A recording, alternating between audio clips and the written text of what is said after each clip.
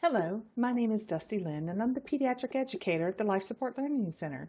And today we're going to go over part 2 in our Pediatric Trauma series. We'll be discussing the primary assessment, primary survey, ABC.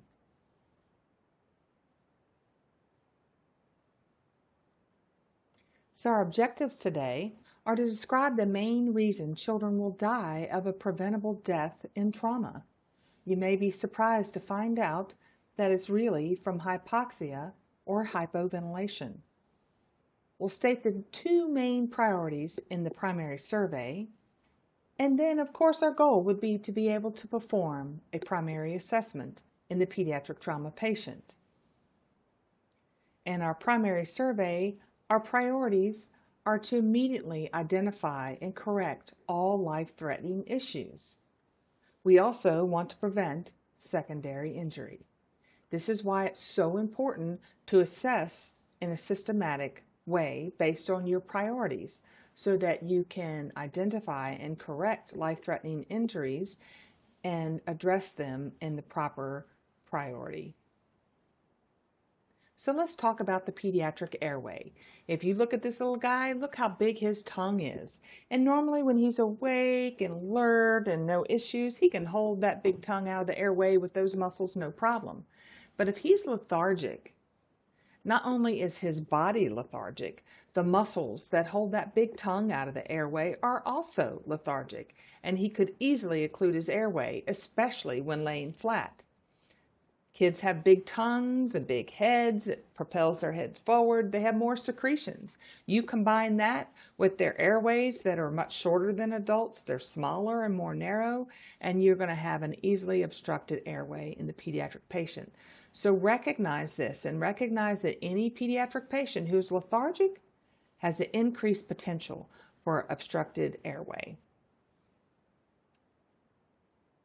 So let's assess the upper airway. Is it patent? Is the patient crying? Is he talking to you? Is he moaning? Is it partially or totally obstructed? You hear nothing at all. Or maybe you hear snoring or stridor or stuttor. You may see chest movement with no sound.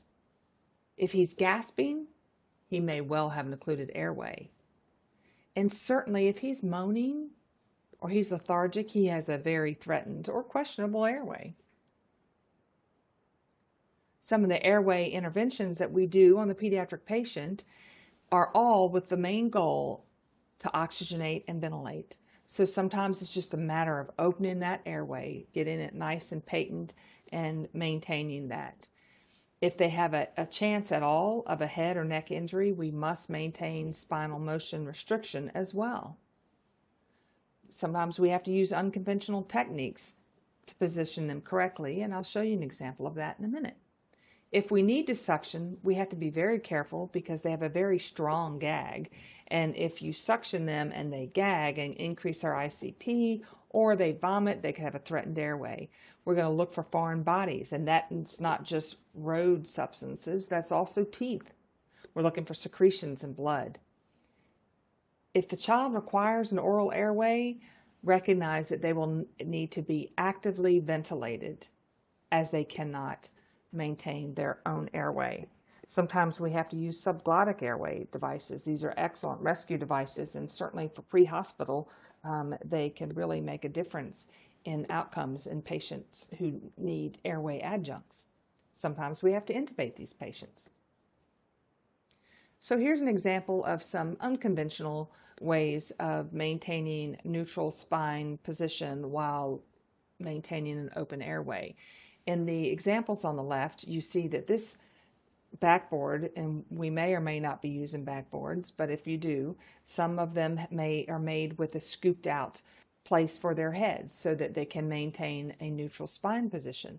Sometimes you have to build up the body to get the head in that neutral position. Notice on the right, you see this big strap across this baby's abdomen. Be very wary of this. Kids need their bellies to breathe, and if that strap is so tight, he may restrict his ability for complete chest excursion. We had a pediatric patient that came in on the helipad, a pretty bad trauma, but she was awake and talking to the flight crews. By the time they landed and got to the resus bay, they said, I think she needs to be intubated. She's not as awake as she was. And we looked and she had this 4-inch tape across her abdomen that was pretty tight. And all we were thinking is, gosh, let's cut that. So we cut it. She took a big deep breath, started breathing, and didn't need to be intubated in that moment. We had a little more time to do it in a much more stable situation. So recognize that kids need their bellies to breathe for proper ventilation. So beware of those straps. Prevent aspiration. Recognize that trauma is a sudden event, and oftentimes kids might have a full stomach. And just when you least expect it, they're laying flat on their back. They're in a CT scan, they're in the back of the ambulance, or you're looking at x-rays and all of a sudden he vomits, could lose his airway, etc. So be ready for that and be prepared. Avoid it if you can. So airway assessment plus your C-spine. Our goal is to achieve and maintain the patency of the airway while we're protecting the C-spine if we are concerned about injury. So we do that with positioning. You definitely want to have capnography on them so that you can watch their ventilation as well as their perfusion through your capnograph and your end-tidal. We want to monitor their saturations for their oxygen needs. Be aware of occult foreign bodies. Again, this could be teeth, this could be a cookie, this could be all kinds of things in this child's airway at the moment of trauma. So be mindful of those and watch out for that patient's tongue, which is the #1 reason for airway obstruction in the pediatric patient. If we're using C-collars, just recognize that they oftentimes are ill-fitting in the pediatric patient, so you need to be very careful for that, making sure that they can still swallow and cough. They could vomit and you miss it because the collar's so big you can't see it. And if the collar's too tight, you can actually cause increase in intracranial pressure because of compression on the neck vessels.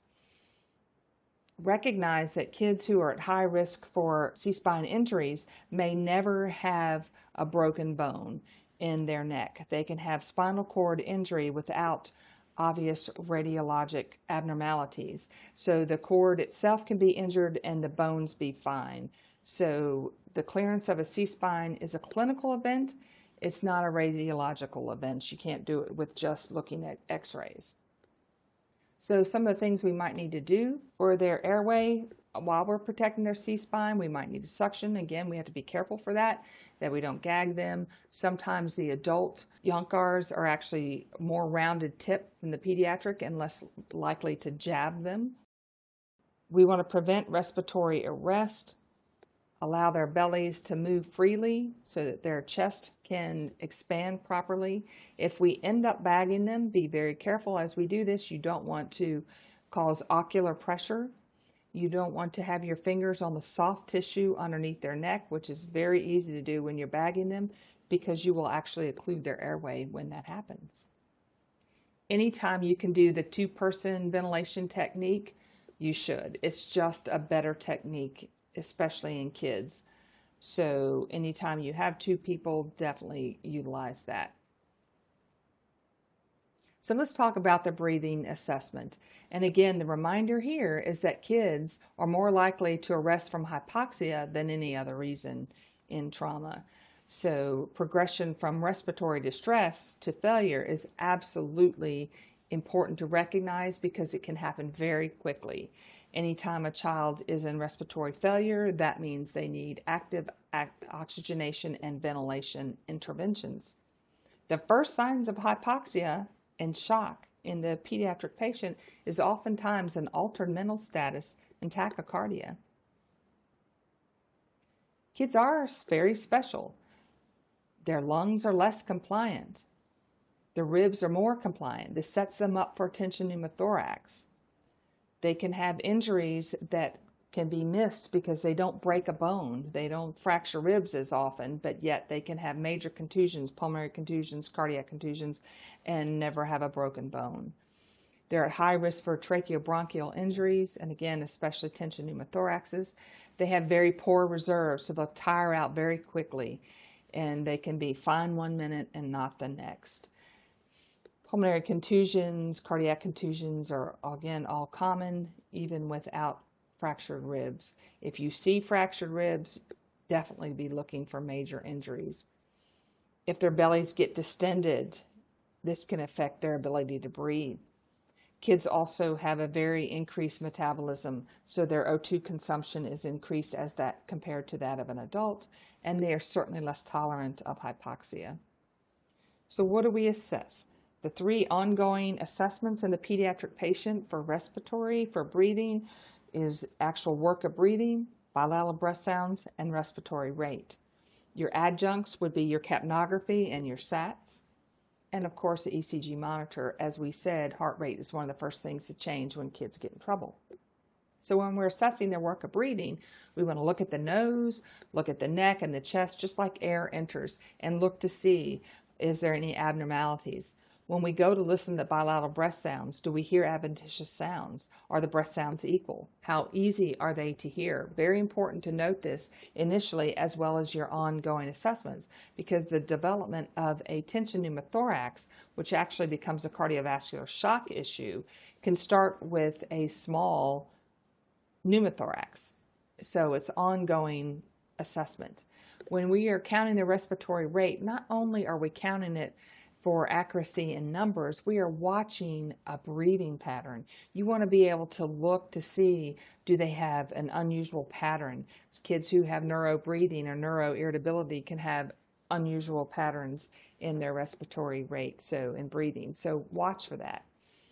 Are they in distress? Do they have increased work of breathing? Do they have bilateral breath sounds that have adventitious sounds? Are they tachypnic? Are they bradypnic? And just recognize the kid who is tachypnic, no matter how fast they're breathing, if they suddenly correct their breathing to that of an adult rate or just decrease, they're probably getting ready to arrest on you. So be prepared for that, any sudden changes there. Are they grunting? Do you hear them breathing against a partially closed glottis and they're trying to PEEP themselves and oxygenate themselves? It is important to recognize respiratory failure, because when a pediatric patient is in respiratory failure, what that means to us is we need to bag them and oxygenate them. We need to ventilate and oxygenate for them. Are they cyanotic? Do they have poor ventilation? Are they head bobbing? If they're gasping or apneic, that's essentially the same thing as a respiratory arrest, which of course is past failure and will need intervention. So let's talk about the cardiovascular assessment. Remember, it's all about perfusion. It's not just vital signs. We're looking for signs of shocks. We have to put our hands on these patients and do ongoing assessments and reassessments.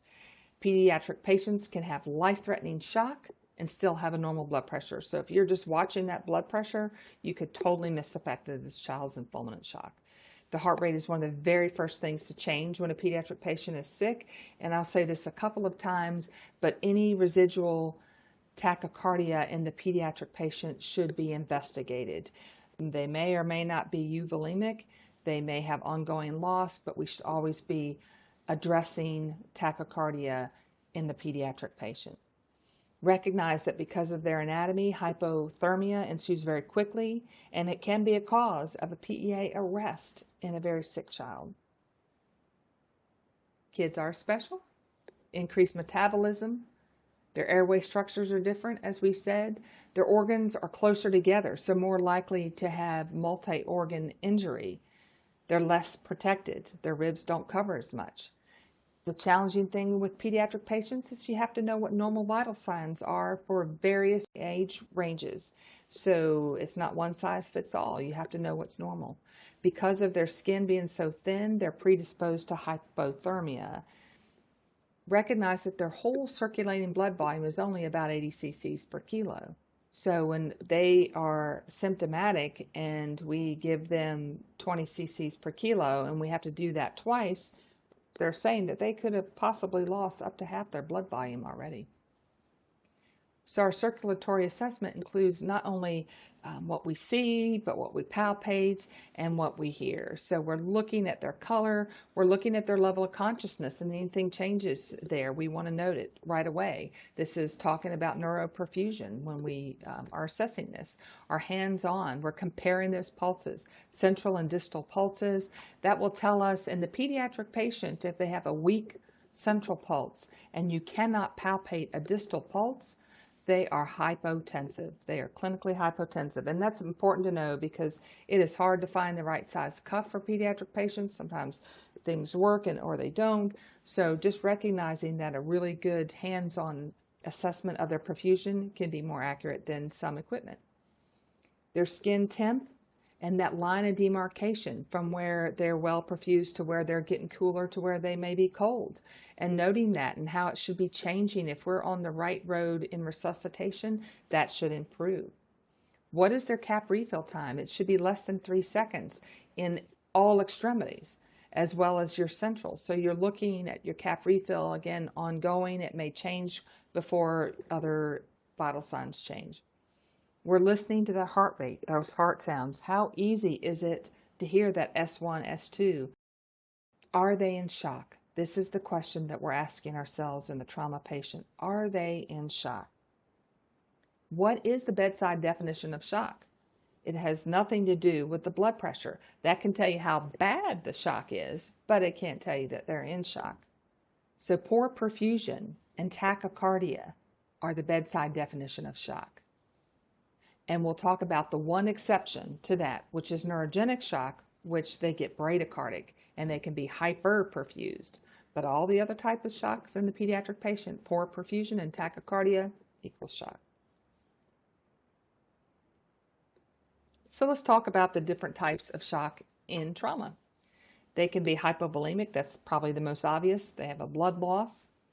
They could have obstructive shock from a tension pneumothorax. So there's an actual obstruction to blood flow because of these tissues and structures that's collapsed on the vascular system and not allowing good blood flow.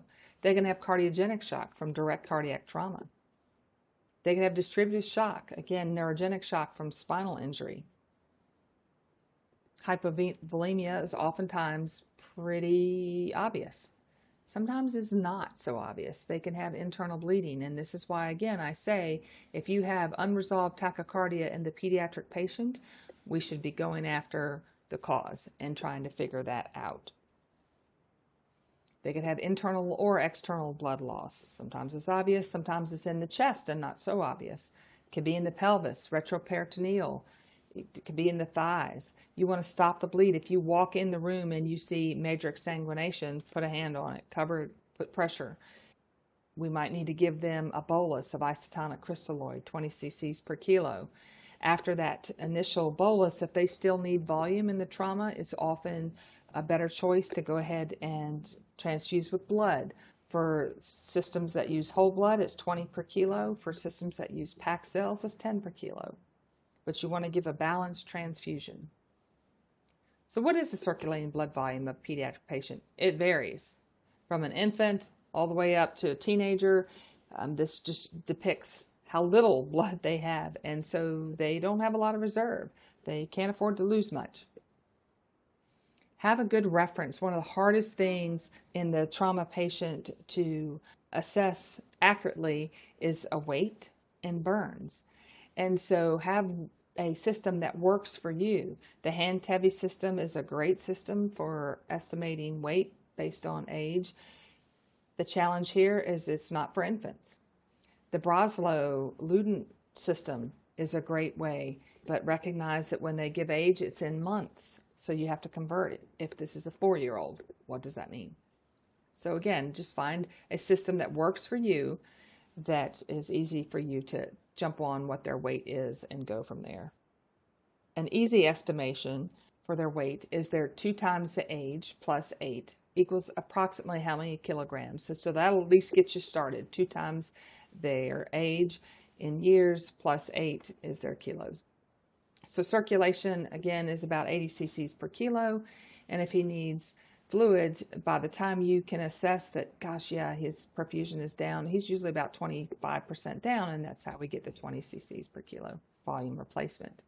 So our intravascular interventions, they may be so sick that they come in, you do bilateral IOs, and then once you have the IOs, you can work on venous access peripherally. However you need to get it, they are going to need vascular access, and more than one for sure in the pediatric trauma patient. This is just a reminder of the physiologic responses to hypovolemia. By the time they become hypotensive, they have lost 30 to 45% of their volume. So recognizing that a pediatric patient who has tachycardia, cool skin, and prolonged cap refill is already in shock and needs volume replacement. So another type of shock that the pediatric patient can be in is in obstructive shock. If they have a tension pneumothorax, and as we said, kids are more likely to have a tension than an adult patient, they are going to be in obstructive shock. We want to pick this up early. If you can pick it up as it's a pneumothorax, hopefully they won't have a tension before we recognize. But just realize that if we're not picking up that stethoscope and listening to bilateral breath sounds, you can totally miss this one, because they're going to be poorly perfused, tachycardic, because they are in shock. And we might be giving them volume and volume and volume and blood and doing fasts and all trying to figure out, and never pick up a stethoscope to listen to bilateral breath sounds and miss the reason why they're actually in shock.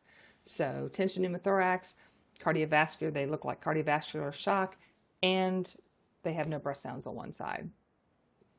Kids can also have cardiogenic shock from direct myocardial contusion. As we were saying, very rarely are they going to break a rib. You might see road rash on your patient's chest and start looking. You might have to do echoes, look at their ECG. Are they having dysrhythmias?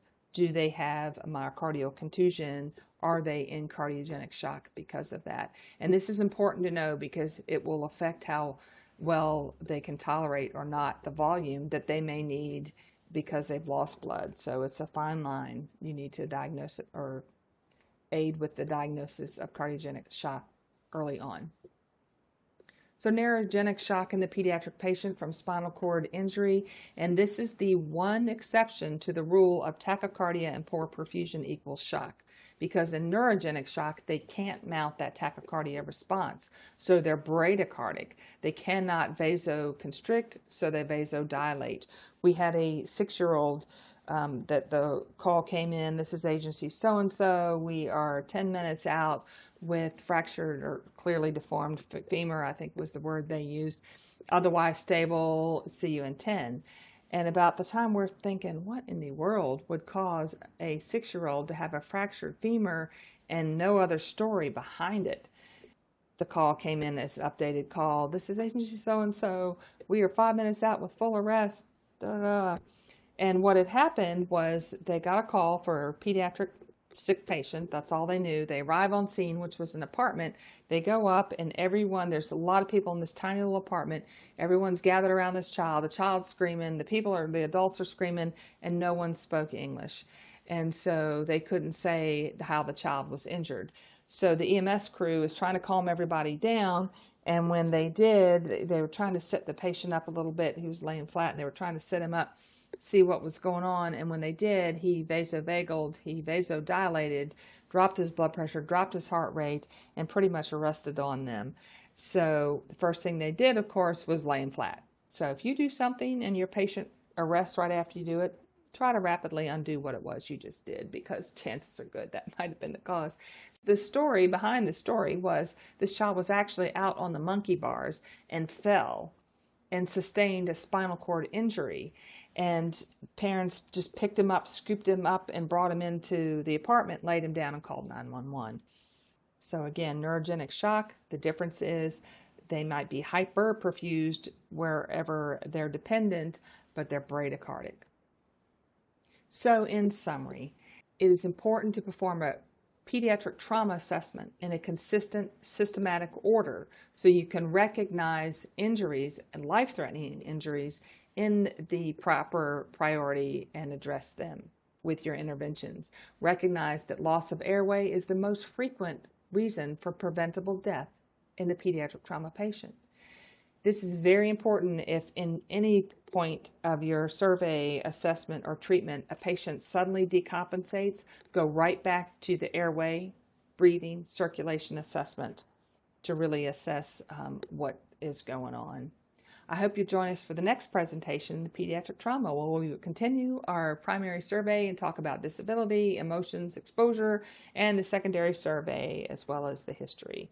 So I thank you for listening and hope to see you in the next video.